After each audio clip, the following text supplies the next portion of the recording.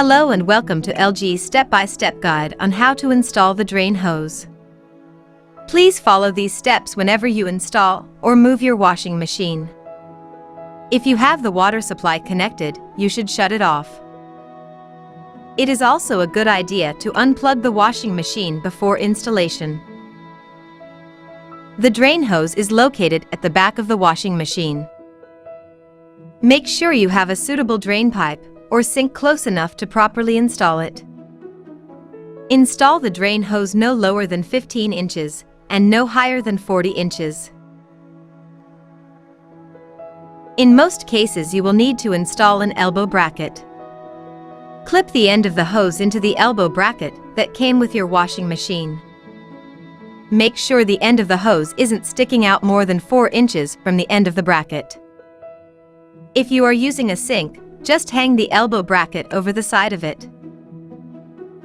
Then secure the drain hose with a tie strap or a safety chain. And you are all done. You may have a drain pipe built in the wall. In this case, you don't need an elbow bracket. Just push the hose into the drain pipe. Then secure the drain hose to the cold water hose with a tie strap. If you have a standpipe drain, simply insert the elbow bracket into the standpipe. Next, secure the drain hose with a tie strap. Make sure the hose is secured properly to prevent property damage due to water leakage. Also, never create an airtight seal between the hose and drain with tape or any other means. Without an air gap, water may siphon out of the drum. This may result in poor wash and rinse performance or clothing damage. Additionally, make sure the drain hose is not pinched, crushed, or kinked.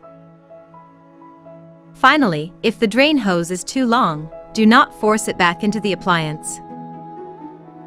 This may cause abnormal noise. And that is how to install the drain hose. For information on how to clean the drain pump filter, check out our video on how to clean the drain pump filter. Thank you for using LG washing machines.